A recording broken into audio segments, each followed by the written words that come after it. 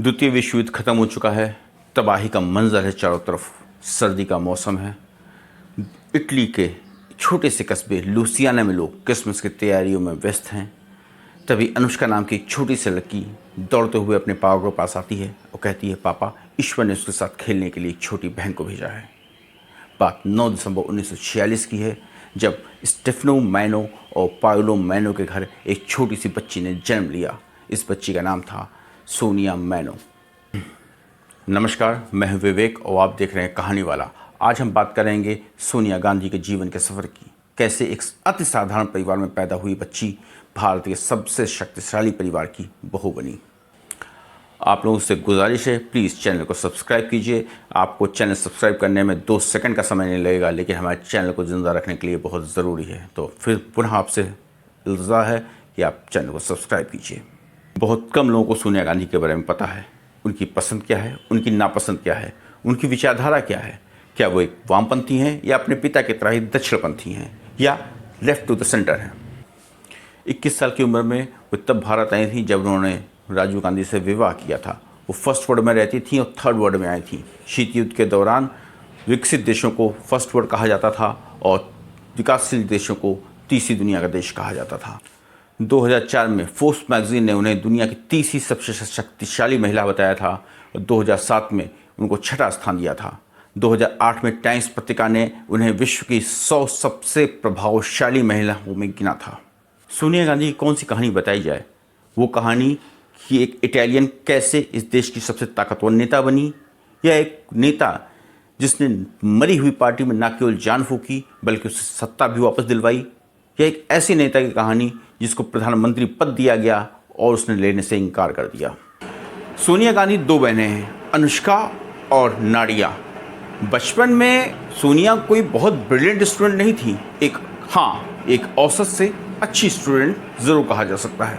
भाषाओं के प्रति उनकी गहरी रुचि थी। वो बहुत आसानी से स्पेनिश बोल लेती हैं, उनको फ्रेंच आती है और उनको रूसी भाषा का भी ज्ञान है। भारत में आने के बाद वो हिंदी भी सीख गई हैं। हालांकि रोमन स्क्रिप्ट में वो अब तो भाषा भी पढ़ लेती हैं अपना। सोनिया गांधी की परवरिश एक पारंपरिक कैथोलिक परिवेश में हुई थी। सोनिया अंग्रेजी भाषा सीखने के लिए कैम्ब्रिज में दाखिला लेती हैं। जैसे हर छात्र छात्रा का होता है कि घर से बाहर निकलने पे वो होम सिक फील करता है, उसको घर के खाने की याद आती है, वैसे ही ठीक सोनिया के साथ था। वो भी हमेशा एक इटालियन भोजन की तलाश में रहती थी। इटालियन खाने के कुछ आसपास ग्रीक खाना है। उन दिनों कैम्ब्रिज विश्वविद्यालय के कैंपस में एक वार्सिटी नाम का रेस्टोरेंट था, ग्रीक रेस्टोरेंट था। वहीं पे सोनिया और राजीव की आंखें चार होती हैं। जब प्रधानमंत्री इंदिरा गांधी ब्रिटेन की यात्रा पर गई थी तो राजीव गांधी ने सोनिया को प्रधानमंत्री इंदिरा गांधी से इंट्रोड्यूस कराया। सोनिया बहुत ही नर्वस थी, उनको समझ में नहीं आ रहा था कि क्या बातें करें। तो मिसेस इंदिरा गांधी ने जानबूझकर सोनिया से फ्रेंच भाषा में बात की ताकि सोनिया एक कंफर्टेबल फील करें। 25 फरवरी 1968 को सोनिया गांधी की शादी हुई थी। तब मिसेस इंदिरा गांधी एक सफदरजंग रोड पर रहती थी। शादी के लिए जब सोनिया गांधी भारत आती हैं तो चूंकि इंदिरा गांधी एक ट्रेडिशनल महिला थी, उनको लगा कि शादी से पहले बहू का घर में रहना उचित नहीं होगा, इसलिए अपने पारिवारिक मित्र तेजी बच्चन और हरिवंश राय बच्चन के यहाँ पे सोनिया को ठहराया गया। वहीं पे उनकी मेहंदी की रस्म भी हुई थी। फिर हैदराबाद हाउस में एक पारिवारिक मित्रों को और रिश्तेदारों को लेकर एक रिसेप्शन दिया गया, जहाँ पे पारंपरिक पारसी भोजन प्रस्तुत किया गया था। फिर एक ग्रैंड रिसेप्शन अशोका होटल में दिया गया, जहाँ पे लगभग 1000 लोगों को आमंत्रित किया गया था। जहाँ तक राजनीतिक विचारों की बात है, सोनिया और राजीव दोनों को ही इंदिरा गांधी का इमरजेंसी लगाना उचित नहीं लगा। एक बार पार्टी के दौरान नवीन पटनायक से सोनिया की मुलाकात हुई। उस वक्त नवीन पटनायक के पिता बीजू पटनायक जेल में बंद थे। सोनिया ने नवीन पटनायक से कहा कि उनको बहुत खेद है कि उनके पिता जेल में बंद है और उन्होंने अपनी संवेदनाएं प्रकट की। 1977 में जब इंदिरा गांधी चुनाव हार गईं तो उनको उनके सरकारी आवास से हटा के एक छोटा सा घर अलॉट किया गया। यहाँ पे सोनिया और इंदिरा के संबंधों में और प्रगाढ़ता आई। सोनिया दोनों टाइम का खाना बनाती थी और उनको कई बार खान मार्केट में सब्जी खरीदते भी देखा जा सकता था। इंदिरा गांधी अपने अंतिम दिनों में धार्मिक हो गई थी। वो मंगलवार का व्रत रखना शुरू कर दिया था। सोनिया गांधी ने भी सॉलिडारिटी में इंदिरा गांधी के साथ मंगलवार का व्रत रखना शुरू कर दिया। जिस दिन इंदिरा गांधी की हत्या हुई उस वक्त सोनिया गांधी स्नान के लिए जा रही थी। जैसे ही उन्होंने गोलियों की आवाज़ सुनी, फौरन वो भाग के आईं और नंगे पांव ही इंदिरा गांधी को अपनी गोद में लिटा के एम्बेसडर कार से एम्स लेके गईं। जिस दिन इंदिरा गांधी की हत्या होती है उस वक्त राजीव गांधी बंगाल में पार्टी प्रचार पे गए हुए थे। वो फौरन बंगाल से एम्स आते हैं और पीसी अलेक्जेंडर बहुत ही मार्मिक वर्णन करते हैं कि एक कमरे में इंदिरा गांधी का पार्थिव शरीर है और दूसरे कमरे में सोनिया गांधी और राजीव गांधी बात कर रहे हैं। यहाँ सोनिया गांधी राजीव गांधी से कहती हैं कि वो प्रधानमंत्री पद कतई स्वीकार ना करें, लेकिन राजीव गांधी कहते हैं कि इस वक्त प्रधानमंत्री पद को स्वीकार करना उनका कर्तव्य है। जून 1991 की रात 10:30 बजे के आसपास एक फ़ोन आता है कि श्री पेरुम्बदूर में कुछ घटित हो गया है। सुनते ही सोनिया गांधी को अस्थमा का अटैक आ जाता है।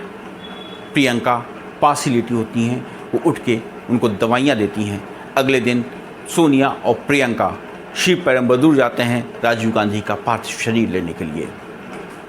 राजीव के देहांत के बाद चारों तरफ से सोनिया के ऊपर एक प्रेशर बनता है कि वो कांग्रेस की बागडोर अपने हाथ में ले लें, लेकिन सोनिया इससे इनकार कर देती हैं। कारण भी साफ है कि उन्होंने 7 साल पहले अपनी सास को देखा था, आज वो अपने पति को देख रही हैं। उनके 2 बच्चे हैं जो अभी पढ़ाई कर रहे हैं। हालांकि नटवर सिंह अपनी किताब में लिखते हैं कि सोनिया गांधी ने उनको और हक्सर को शंकर दयाल शर्मा के पास इस संदेश के साथ भेजा कि वो प्रधानमंत्री का पद ग्रहण कर लें, लेकिन शंकर दयाल शर्मा ने अपनी उम्र और अपनी बीमारियों का तकाजा देते हुए प्रधानमंत्री पद लेने से इनकार कर दिया। हालांकि वो बहुत ही कृतज्ञ थे सोनिया गांधी के प्रति कि उन्होंने उस लायक समझा। फिर हालांकि रेस में, प्रधानमंत्री के रेस में अर्जुन सिंह, शरद पवार और नारायण दत्त तिवारी भी बने हुए थे, लेकिन एक ऐसे नेता का उन्होंने चुनाव किया सोनिया गांधी ने जो लगभग रिटायरमेंट के कगार पे आ गया था। उसने 1991 का चुनाव भी नहीं लड़ा था और अपना सारा सामान ट्रक में लदवा के आंध्रा भिजवा दिया था। जी हाँ, मैं बात कर रहा हूँ प्रधानमंत्री नरसिम्हा राव की। उन्होंने नरसिम्हा राव को प्रधानमंत्री के लिए चुना। दिसंबर 1997 में उन्होंने दिग्विजय सिंह के माध्यम से कांग्रेस वर्किंग कमेटी को एक संदेश भेजा कि वो एक्टिव पॉलिटिक्स में वापस आना चाहती हैं। 1996 का इलेक्शन कांग्रेस हार चुकी थी और उस वक्त कांग्रेस के अध्यक्ष थे सीताराम केसरी, जो कि बहुत ही डल नेता थे। उनका कोई विजन नहीं था, कोई मास अपील नहीं थी और शरद पवार ने तो एक तरीके से केसरी हटाओ मुहिम ही छेड़ रखी थी। वक्त ने फिर करवट ली। 1991 में एक तरह से कांग्रेस में विद्रोह हो गया और कांग्रेस वर्किंग कमेटी की बैठक चल रही थी। सोनिया गांधी भी वहाँ मौजूद थी। संगमा खड़े हुए और उन्होंने सोनिया गांधी के विदेशी मूल का मुद्दा उठा दिया। शरद पवार और तारिक अनवर भी इसमें शामिल हो गए। सोनिया उठी और मीटिंग से चली गई और उन्होंने अपने पद से इस्तीफा दे दिया। हाहाकार मच गया। कार्यकारिणी ने सोनिया गांधी के इस्तीफे को अस्वीकार कर दिया। तीनों ही विद्रोही नेताओं को पार्टी से निलंबित कर दिया गया और बहुत ही मान मनोबल के बाद सोनिया गांधी अपना इस्तीफा वापस लेती हैं। 2004 में बीजेपी का इंडिया शाइनिंग कैंपेन फुस हो गया। यूपीए को एक अप्रत्याशित जनादेश मिला था। सभी को लग रहा था कि सोनिया गांधी भारत की प्रधानमंत्री बनेंगी। कांग्रेस पार्लियामेंट्री की संसद के सेंट्रल हॉल में मीटिंग में सोनिया गांधी ने कहा कि पिछले 6 सालों से ये विचार उनके लिए बिल्कुल स्पष्ट है कि वो भारत के प्रधानमंत्री का पद कतई नहीं लेंगी। उन्होंने कहा कि ये उनकी अंतरात्मा की आवाज़ है, इसलिए वो इस पद को अस्वीकार करती हैं।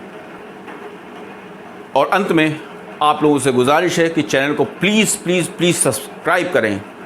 2 सेकंड लगेगा आपको सब्सक्राइब का बटन दबाने में। और हाँ, फीडबैक ज़रूर दें। आपको कैसा लगा, अच्छा लगा, बुरा लगा, जैसा भी है फीडबैक ज़रूर दें। क्या देखना चाहते हैं और हम कैसे सुधार कर सकते हैं इस पर फीडबैक ज़रूर दें। लेकिन हाँ, चैनल को सब्सक्राइब जरूर करें। नमस्कार।